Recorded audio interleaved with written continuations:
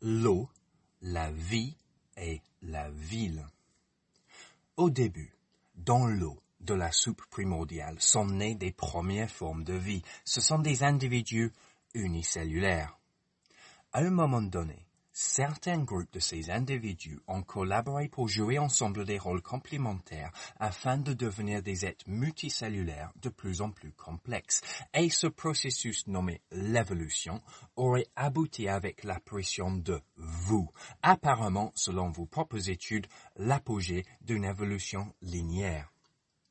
Alors, un être humain comme vous est composé de presque 40 trilliards de cellules, dont la majorité sont en fait des squatteurs. Oui, la flore et faune intestinale et tout ce qui habite dans vos muqueuses et sur votre peau représentent ensemble les 3/4 des cellules à l'œuvre dans votre corps. Vous êtes à titre individuel un exemple parfait d'un collectif fonctionnel et harmonieux avec un taux de diversité très très élevé.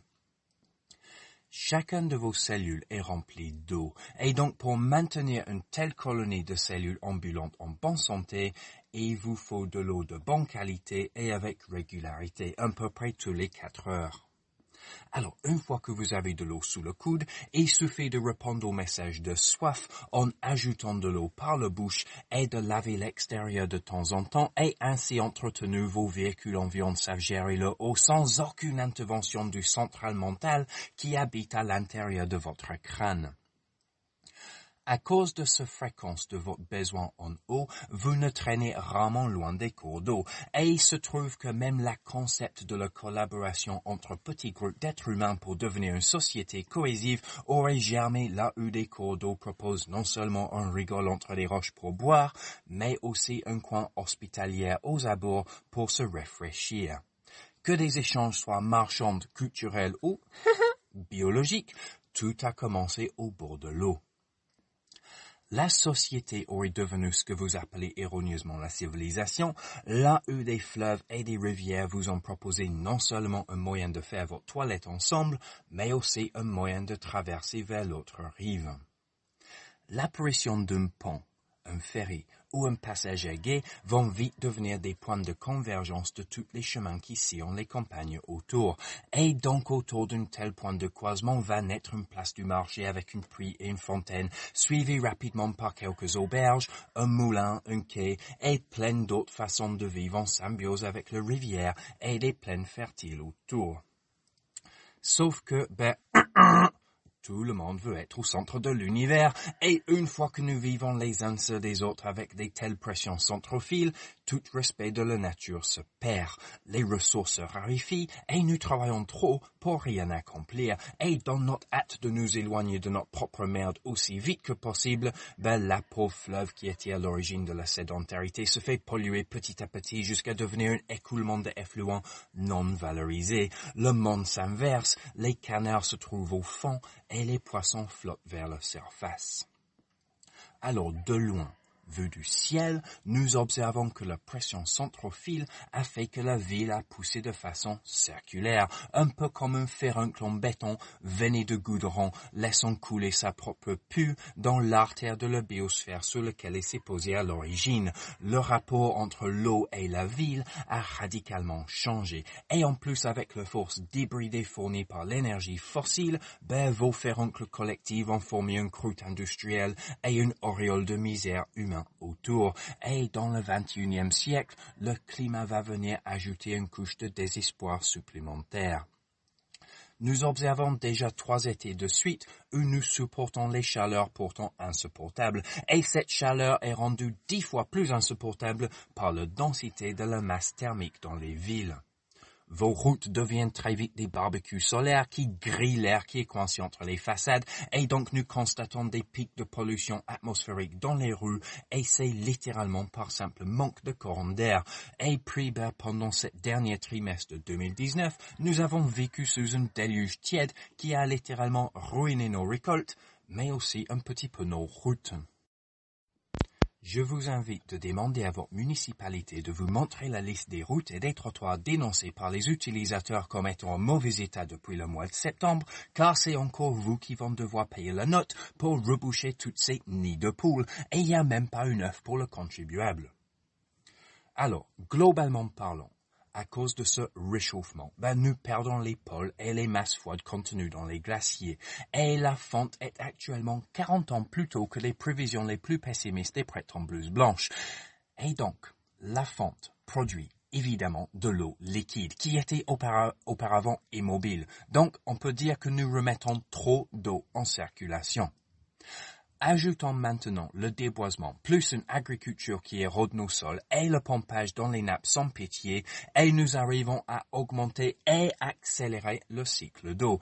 Les ralentisseurs et les tampons de la biosphère ne fonctionnent presque plus et le climat commence à se polariser comme n'importe quel débat tempestueux sur Twitter.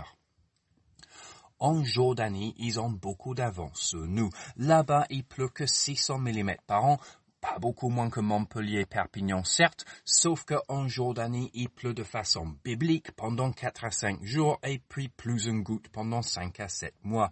Et comme là-bas, il n'y a pas de sol, l'eau s'en va plus vite qu'elle tombe. C'est ce que nous appelons la polarisation du cycle d'eau avec des sécheresses et des canicules sans relâche ponctuées par des déluges ingérables. La permaculture est la seule approche technique qui a réussi à reverdir pérennement des zones désertifiées sans pomper dans les nappes fossiles. Et la base de la technique est dans le ralentissement de la flotte par un aménagement paysager pour apporter de la résilience face à la polarisation. En ralentissant l'eau, nous avons non seulement un très bon moyen de maintenir notre biosphère vivante et vivable pour le long terme, mais aussi il y a des opportunités en innovation et emploi pour le court terme. Le béton et le goudron dans nos sols urbains et même les toits qui nous abritent, ils sont de préférence étanches et imperméables. C'est quand même le but. Par contre, quand nous sommes étanches à 95% d'une surface sur une zone trop vaste et que toutes les gouttières sont raccordées directement aux égouts, l'eau qui tombe sur les villes est dirigée directement et rapidement vers les rivières. Et en moins de 24 heures, l'eau de pluie des grandes villes se trouve de nouveau dans les océans, ayant été infusée au passage pour devenir de la tisane des trottoirs, imbibée d'un joli mélange de goudron, de particules rejetées par les moteurs à combustion, de huile de vidange, de huile de boîte de vitesse, bientôt il y a même du gel de lithium ionisé une fois que des piles des voitures électriques commencent à fuir aussi, puis il y a des graisses végétales de toutes sortes, chewing-gum, tabac, capote, ketchup, vomi, crotte de chien, le tout est emporté dans les artères de notre biosphère. Ça, c'est la politique de nos ingénieurs urbains, d'évacuer l'eau au plus vite possible avant que ça devienne un problème local, et malgré la logique, paradoxalement, c'est maintenant la vitesse accélérée de notre cycle d'eau qui est devenue le problème global. Et c'est la densité et les modalités d'urbanisation qui posent le problème, pas l'urbanisation lui-même. Nous avons juste besoin de zones vertes et surtout des zones de perméabilité au sein de nos villes. Et ces zones vertes peuvent avoir de multiples fonctions pragmatiques et agréables, dont une des fonctions sera de purifier la tisane des trottoirs et de laisser l'eau s'infiltrer vers les nappes un petit peu, au lieu de centraliser l'eau dans les fleuves sans filtre quiconque, et donc d'assoiffer nos sous-sols en dessous nos villes. Contraire aux idées reçues par les métrophobes bobotomisés qui font le retour à la campagne, la ville est essentielle pour avoir une société développée. Même, je vais dire que nos villes ont besoin d'être plus grands, plus étendues, mais aussi plus décentralisées. Mais comment faire? Alors, revenons à vos corps. Toutes vos cellules remplissent leurs fonctions, car chaque cellule, chaque individu est en possession d'une revue technique que nous appelons ADN, et ils savent le lire et l'interpréter correctement afin de remplir leurs fonctions respectives. En permaculture, nous nous mettons à l'écoute de la nature et nous sommes très nombreux à travailler individuellement et collectivement sur notre niveau d'écoute et d'essayer de déchiffrer petit à petit nos propres codes de fonctionnement dans la vie en utilisant la nature comme source d'inspiration. Nous appelons ce processus de développement la biomimétisme et nous l'utilisons aussi pour la conception de paysages résilients et productifs. Une ville est un paysage, et aussi, comme une ferme, une vie est aussi un organe vivant et complexe. Dans les tissus métropolitains circulent des humains, comme circulent les cellules de sang dans vos veines. Mais malheureusement, le plus souvent, ces humains circulent dans l'isoloir des caisses en ferraille qui fument. Mais bon, circulation il y a. Circulation de gens, de marchandises, d'informations, d'énergie et de ressources. Et c'est très important. Une ville est un organisme multicellulaire très complexe et vivante et qui possède aussi un code. Sauf que nous appelons ce code la code d'urbanisme. Et en regardant nos villes, il est évident que ce code est biologiquement défectueux et donc pourquoi la ville ressemble plutôt à une tumeur qu'à un être en bonne santé.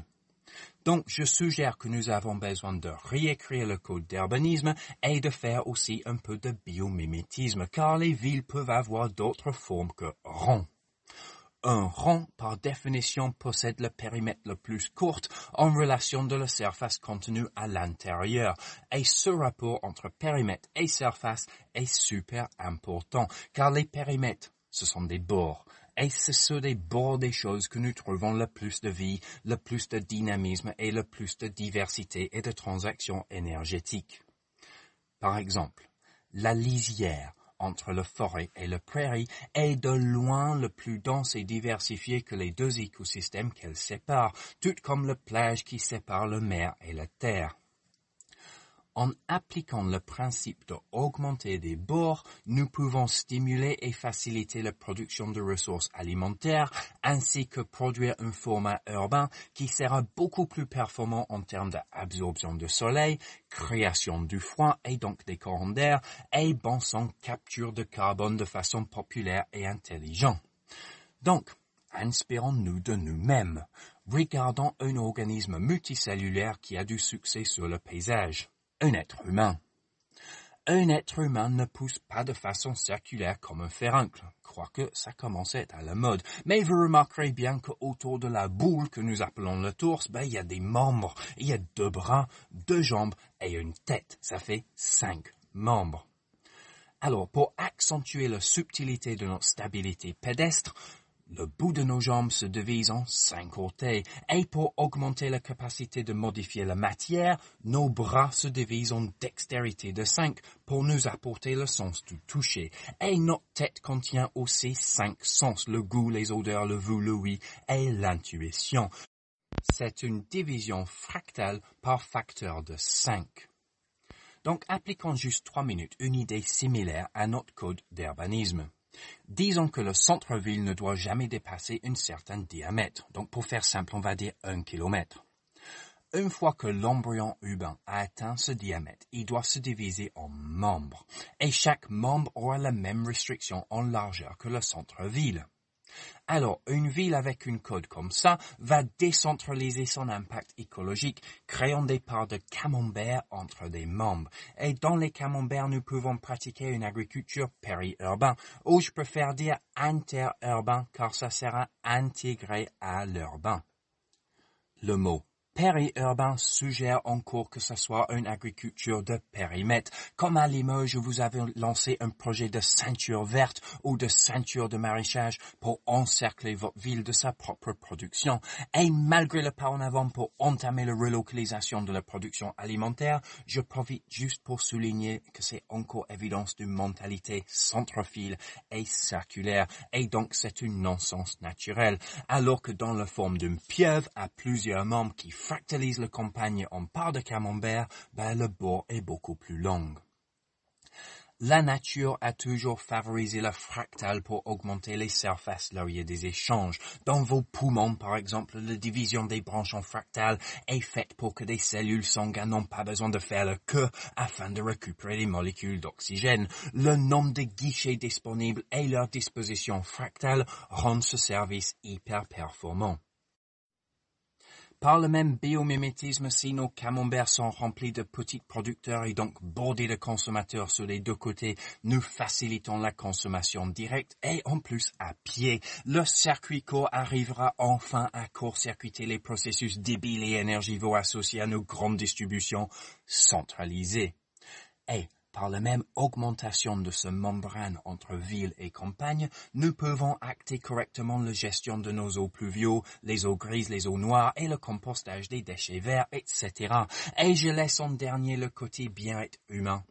que dans une zone urbaine en forme de pieuvre, n'importe quel humain qui craque et qui sent le besoin de grand air ou le besoin d'herbe et de papillons, de l'ombre et de la fraîcheur pendant la canicule, tout le monde dans une zone urbaine ne se rend jamais plus loin que 500 mètres de la campagne et ils peuvent y aller à pied.